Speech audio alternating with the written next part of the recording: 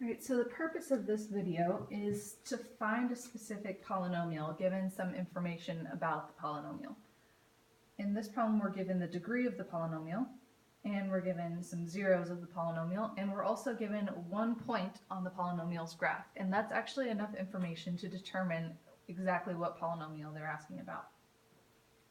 First, it has a degree of 3. What that tells us by the fundamental theorem of algebra is that our polynomial has 3 zeros. Here we've listed 2 of them, 1 and 5i. There's one that's implied here. Whenever you have an imaginary zero, you'll also have its conjugate. So negative 5i is also a zero. So whatever our polynomial function is, we could call it f of x. It's a mystery. Whatever that function is, if you plug in 1, you'll get 0. So we just found that f of 1 is 0. Also, if you plug in 5i, you'll get 0 and negative 5i. Now, using the linear factorization theorem, I can turn these zeros into the relevant factors. So x equals 1 right now is a 0. As a factor, it would look like x minus 1. Because right now, if you solved that factor, found out what the 0 would be, it would be 1. X minus 1 equals 0, x equals 1. So we're working backwards.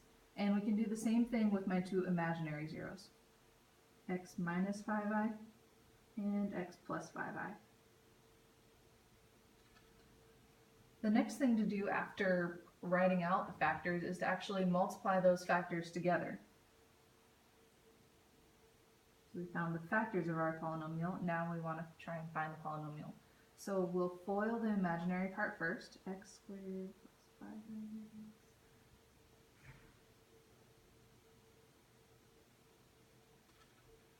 Simplifies to x squared plus 25. Notice that the imaginary terms actually cancel. That's the nice thing about multiplying conjugates by each other, is we end up with a real number. So we've got x squared plus 25, and we're going to multiply that by x minus 1. Use FOIL again.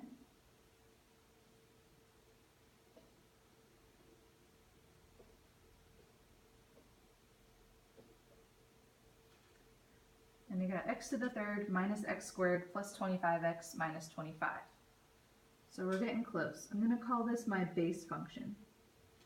Because I know, based on my algebra, as long as I did it correctly, that this function has for its zeros x equals 1, x equals 5i, and x equals negative 5i. That means if you plug into this function 1, you should get 0.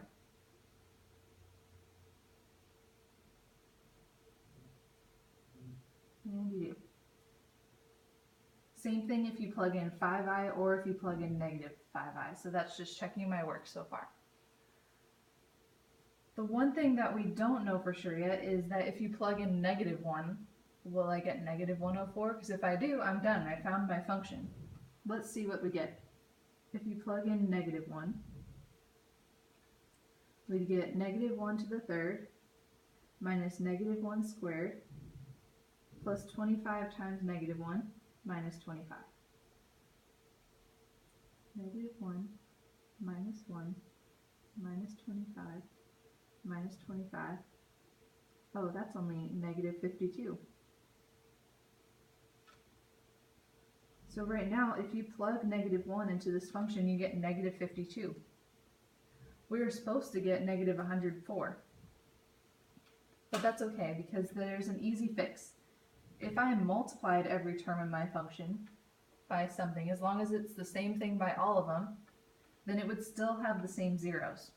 So if I multiplied every term in this function by, say, 2, which I'm going to write over here, 2x to the third minus 2x squared plus 50x minus 50. That function has all the same zeros as my base function right next to it. So they have all the same zeros. The only difference is that all of my terms are multiplied by 2. Now, if I plug in negative 1 to this function, my hope is that I will get negative 104.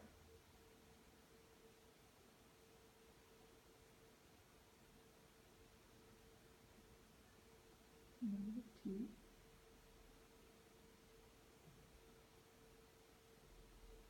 minus 2 minus 50 minus 50 is, yep, negative 104. So that's my function.